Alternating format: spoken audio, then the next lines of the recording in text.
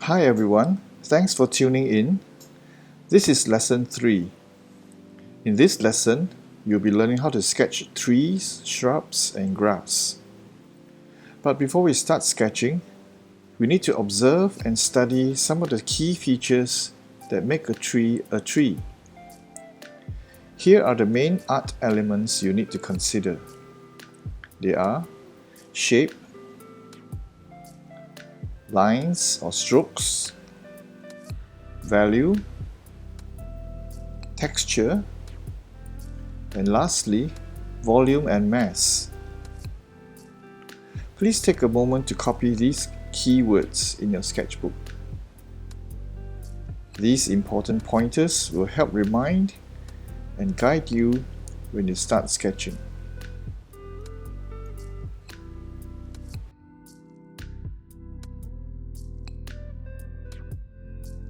First, we'll start with shape. The photo of this tree was taken on a sunny afternoon. You may have noticed similar looking trees along your way to school or when you're in your neighborhood. But how often have you stopped to look at things around you critically? Study its details, shape, form, color, texture, and so on. To be a good artist or someone who wants to learn to draw well, we need to practice deliberate and careful observation. Let's remove the background so that there's less distraction. Now that the tree is isolated, can you see its shape clearly? What sort of shape do you see? Is it regular or irregular? We can also refer to shape as the outer contour.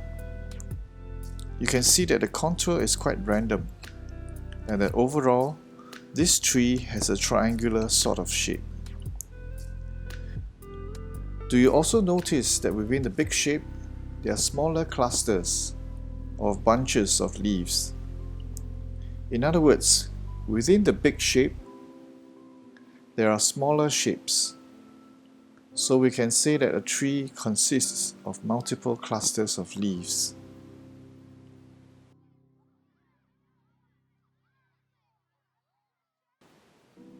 Next, let's study the lines or strokes. If you were to sketch a tree, what sort of lines or strokes would you use?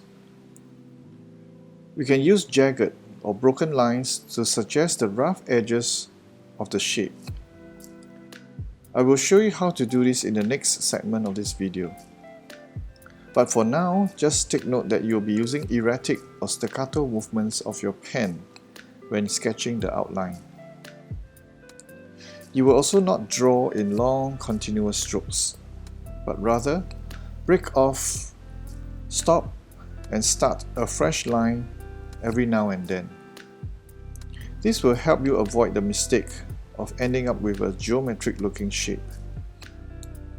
An interesting technique for drawing trees is to think of M's and W's when sketching.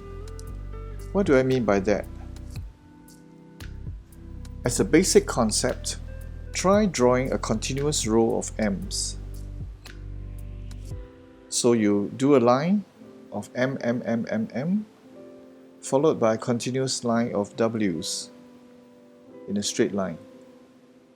Try bending these M's and W strokes slightly into a semicircular shape. So these M's and W's are supposed to represent the clusters of the leaves. Now vary their sizes, some big, some small, tall, short, and so on. Think of them as mummy, daddy, little brother, little sister, baby, and so on. Tall, short, fat, skinny, etc. Also, don't forget to vary the direction. When you put these shapes together, vary the overall big shape, and they will start to look like clusters of leaves, shrubs, or bushes.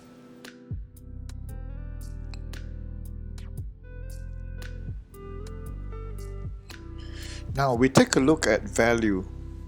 What is value?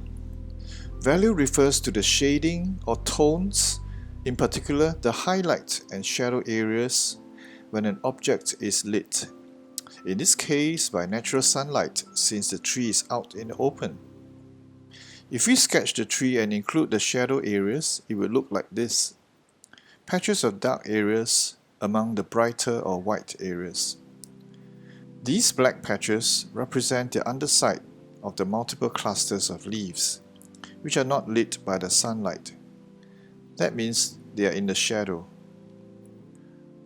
When applied correctly, value helps to create form, making the tree you draw look more 3D rather than flat.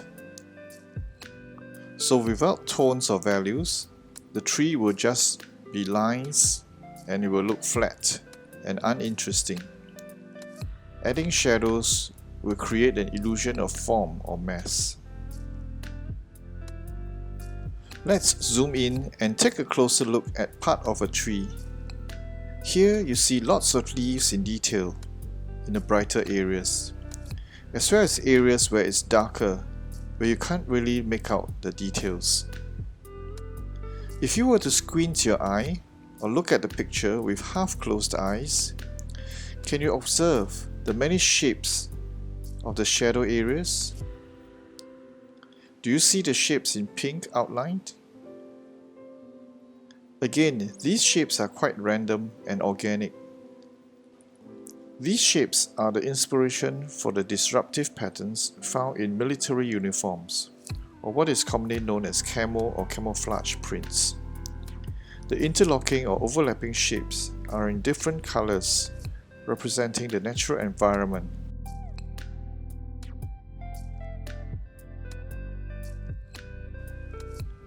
Next, we look at texture.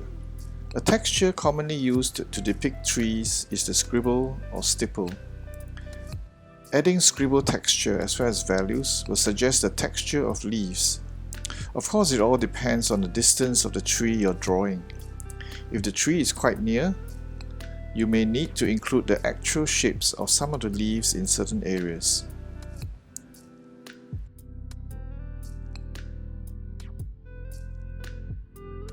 It's often easy to forget that the tree you are sketching has volume and mass, since we are drawing on a flat piece of paper. Study the effect of light on various objects, observing the cast shadows, and figuring out how the illusion of form is created. Walk around the object. View it from different angles. Sketch the different views. Observe the changes and differences. That's how you start to acquire or build up a visual repository of the things around you. Unlike just looking at something, sketching engages your brain and muscle memory, and you find that you remember details better. When you fully understand the purpose of applying shading, that is, adding highlights and shadow areas in appropriate areas, making parts or areas overlap so that some appear to be in front while others behind or further back, then your drawing of the trees will start to look natural and realistic.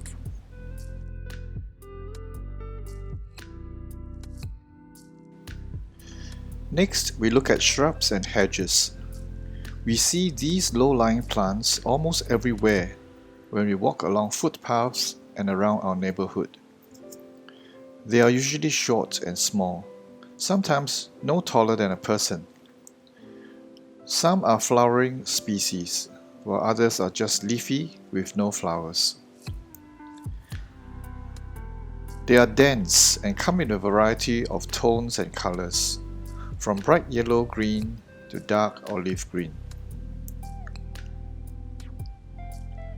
These are rapis palm at the top left. Look at these leaves. What shapes do you see? The leaves are long blades that radiate from the center, resembling stars or fireworks. These fan palms are interesting yet challenging to draw. Their pleated leaves are mostly flat, circular shapes. However, these flat shapes bend and fold over in a wavy fashion. making drawing them interesting yet challenging at the same time.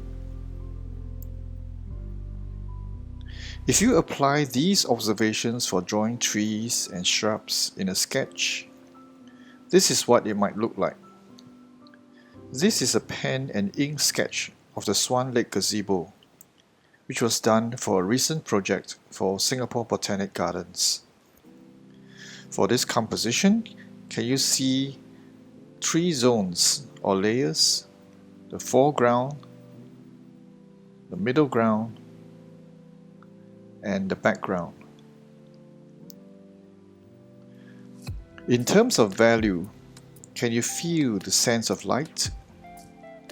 The tops of the shrubs in the foreground are left almost white, with no details and not much textures, except for some stippling, showing that it's brightly lit by the sun.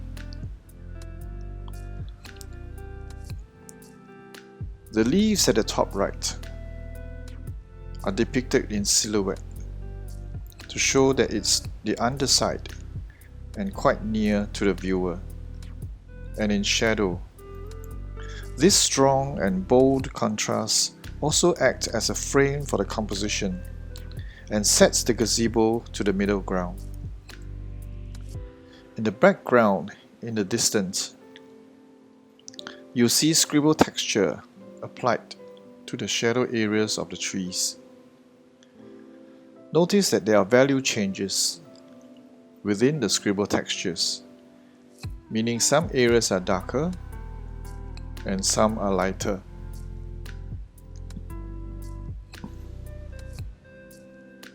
Here's another sketch of the Botanic Gardens. This is the clock tower just outside the National Orchid Garden. The shrubs below the clock have the same treatment as the previous sketch, with the tops almost bare and textures only for the bottom or sides in the shadow. Notice 2 treatments for the tree trunks. The one on the left, nearest to the viewer, is heavily accented and textured, while the ones further away, in the background, are left mostly white and devoid of details. This helps to avoid congestion or clutter and creates a sense of relief by leaving pockets of open spaces. This also leads our eye movement from left to right. Here's one last sketch, but in color. I just want to show you how the same principles and techniques can be applied in watercolor too. The big flat shape in the background was first drawn in pencil and given a light green wash without any details. The contour or shape is irregular. The edges are jagged. By adding highlight and shadow details, together with brush strokes suggesting texture, the trees begin to have form, meaning they start to have volume and mass.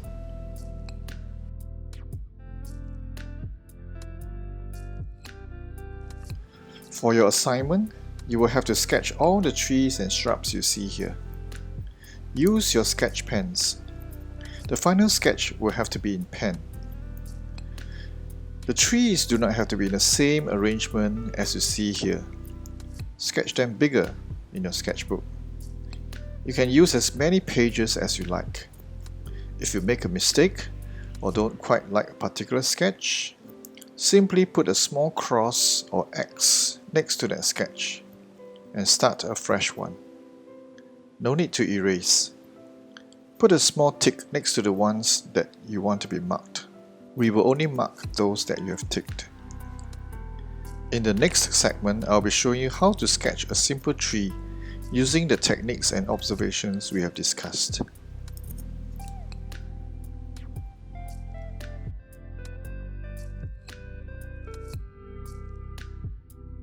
Okay, now we're going to start drawing the tree. So I'll give you a very quick demonstration of how you should start. So I have a picture here of a tree that's half drawn, so maybe I can just explain what to expect. Alright, so remember the irregular shape. So this is an irregular shape, and we will sketch in pencil and then go over with a pen later on. So irregular shape, and can you see the clusters? So these are the clusters, and you will want to use a broken line, jagged and broken line, and you can also think of the M's and W's concept. Okay, so not literally M's and W's, but sort of helps you to move your pen in a way that is not regular, so you have a bit of staccato kind of shapes, movements. Okay, and then come to the trunk and the branches, and then we'll do some grass. Okay, so this is what we're going to do, so I thought I'd just show you this picture so you know what to expect. Now I can bring over a new piece of paper and we can start drawing from there. Okay, so I have a clean piece of paper.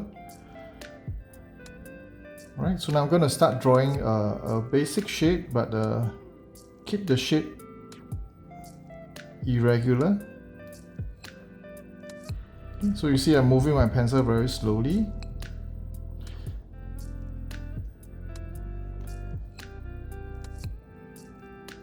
And you notice I'm stopping and starting. So I'm going to stop here and I'm going to start at a new place.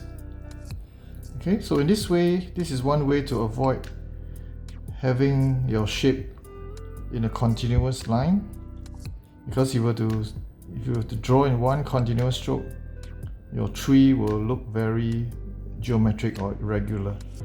So one way to avoid that is to stop and start, and these are the clusters actually. So can you see I'm trying to draw the clusters? So the clusters are the ones facing you, in front of you, in the front.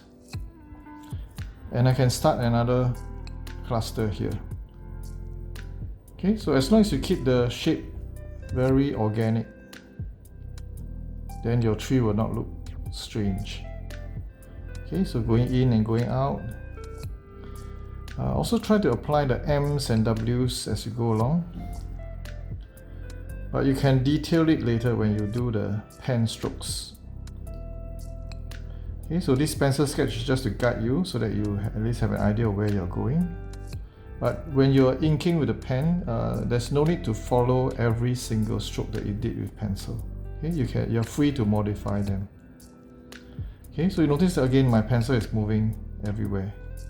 It's not just staying at one place, but moving, and I'm thinking of the clusters of leaves or bunches of leaves. Right. Now we can draw the trunk. So this is not a very large tree, you know, those kind of just roadside trees. So let's draw the trunk. So just two straight lines for the moment. Okay, leave some space for the grass here. And these are the branches. So you can have the branches coming this way. Okay, we'll detail them later, but this is just the indication of the position of the trunk and the branches. Alright, so I think we can start using the pen from this stage on. So I'll use my pen. So I'm using a 0.8. Okay, you can use your 0.5 or 0.2, it doesn't matter. So I'm going to start inking, and I want you to watch the kind of strokes I'm using, right? So I'll do it very slowly. So it's like a letter M and W, but more so it's like moving up and down, okay, erratically. And it's okay to leave some gaps here and there. Okay, so you notice I have broken lines. So remember, we're trying to do irregular shape as well as jagged and broken lines, as what you have copied in your sketchbook. So if you're not sure what to do, you can refer to the notes that you've taken in class. That will help remind you the type of strokes and how to go about drawing the tree. Okay, so you have a little small cluster here. So keep your pen moving in and out, a little bit like the M's and W's, but not quite literally. Okay, so I'm stopping and starting in another place. So going over here, so keep your pens moving in and out. Okay, because the edges of the leaves are not flat, they are or not smooth. They go in and out. Okay, so you have some of the bunches are in the foreground, like this will be in the foreground, this is in front, this is behind. Okay, so that's what I mean by volume and mass. You have to think of the tree in 3D. Okay, it has volume, it has you can walk around the tree and it will change in terms of the shape or form. Okay, so take your time because you can't rush. If you rush, then you will not look very nice. So I'm just having another cluster right here, broken lines.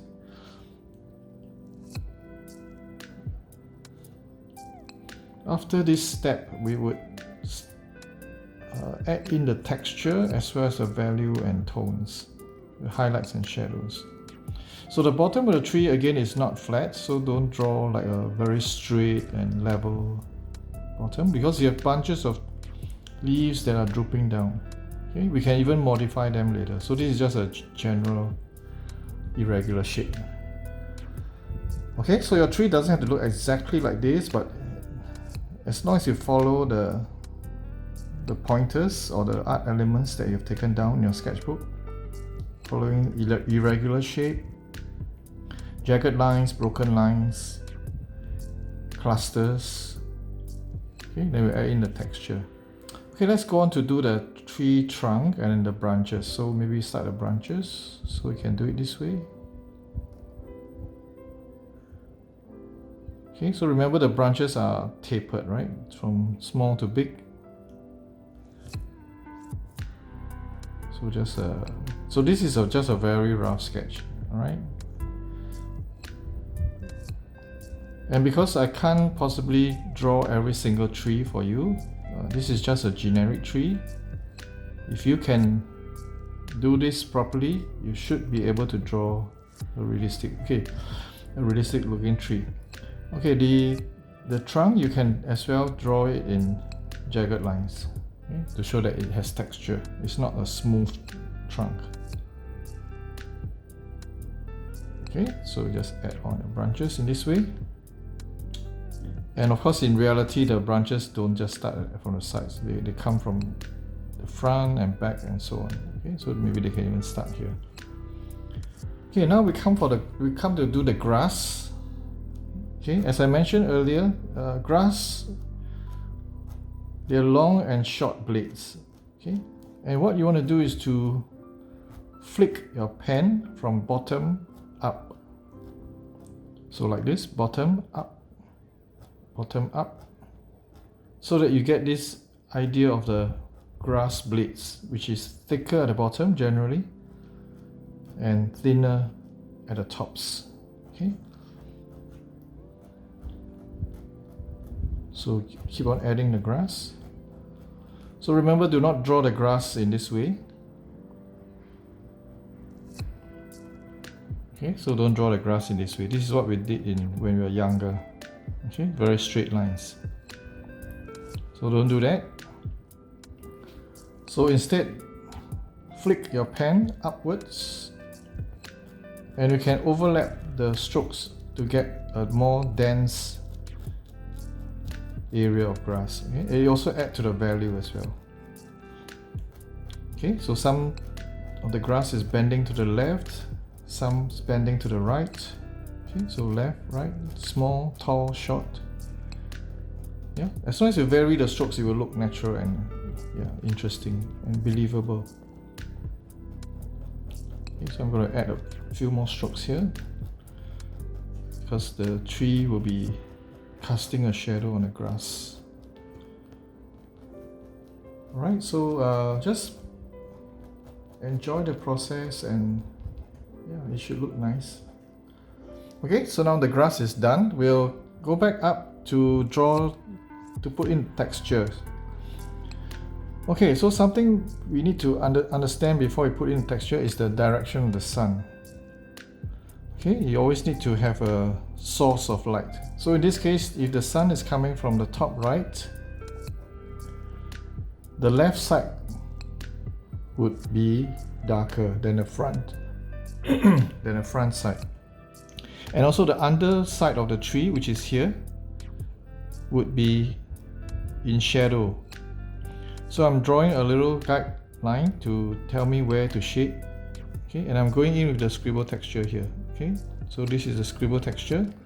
So give it the first layer and then you can decide on the tone later on. So for the scribble texture, you notice my pen is moving in erratic movements. Okay, so it is not a loop. Alright, so do not do loops for your scribble texture. Okay, not like this. This is the loops. Okay, but the scribble texture is like this. Okay, so my pen is moving up and down, left to right. There's no fixed pattern, and the overall result is you get a scribble texture. Okay, so you can exceed the outline that you've drawn. You can go in, change the shape of the shadow area. Right, so this is the underside of the tree, which is in shadow.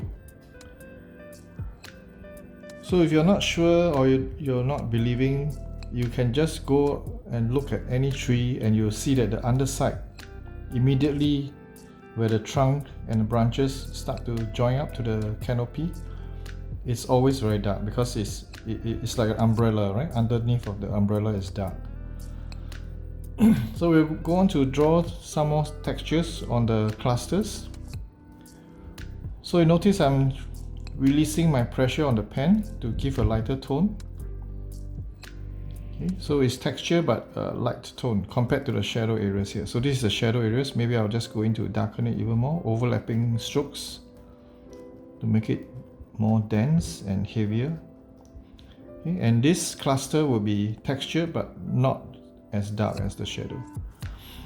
Now coming to this part here, can you see this is the cluster which is behind this cluster in front? So in other words, this is an overlapping bunch or overlapping cluster. This is the one behind. We'll go in with a shadow. Okay, shadow areas. And you leave a highlight here. So that would help to separate. So the contrast between the values, this is dark, this is light. The contrast will help separate the clusters. Okay, and similarly here as well, maybe you have some shadow areas, and over here is another cluster. Okay, but we'll give it a mid-tone kind of a shadow. Okay, and here we want to separate this cluster. This cluster is in front. Okay, we can add some shadow here to separate it.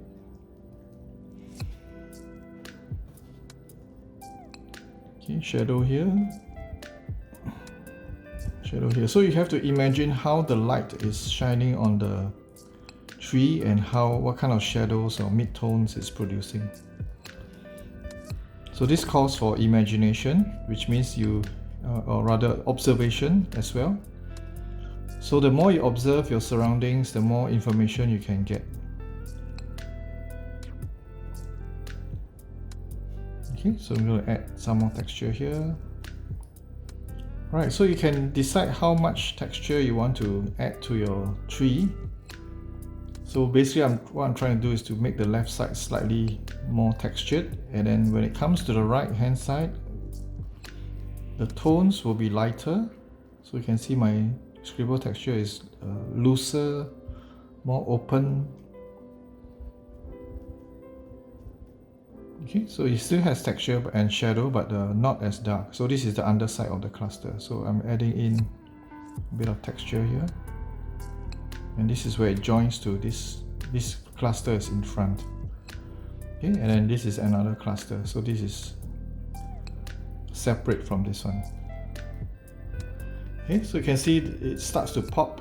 All the clusters will start to pop with the addition of textures and shadow.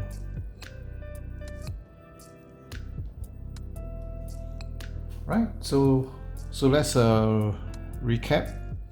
Irregular shape for the overall contour of the tree. So this is an irregular shape, and then you have clusters inside. and you want to have broken lines or jagged lines. So every line that you see here is going in and out. So it's like letter M and W's. Okay, but sort of, not literally M's and W's, but moving your pen in and out, up and down. Okay, and then you have textures. So textures and tones and values, they work together. Okay, so this is a darker tone, this is a texture but lighter tone. Okay, now we come to the branches and the tree trunk. Now the area directly below the trunk is very dark, so I'll give it a hatching. And as it approaches the bottom, you can release, okay, because that's where it gets the light. So again, very dark underneath, and including the branches. Okay, so you can shade the branches, yeah, with a texture.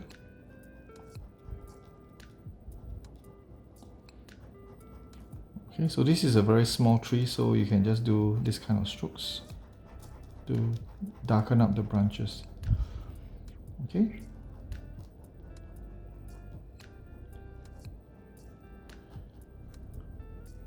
Alright, so I think that should be quite okay. If you can draw this, it should be okay for you to draw the other trees.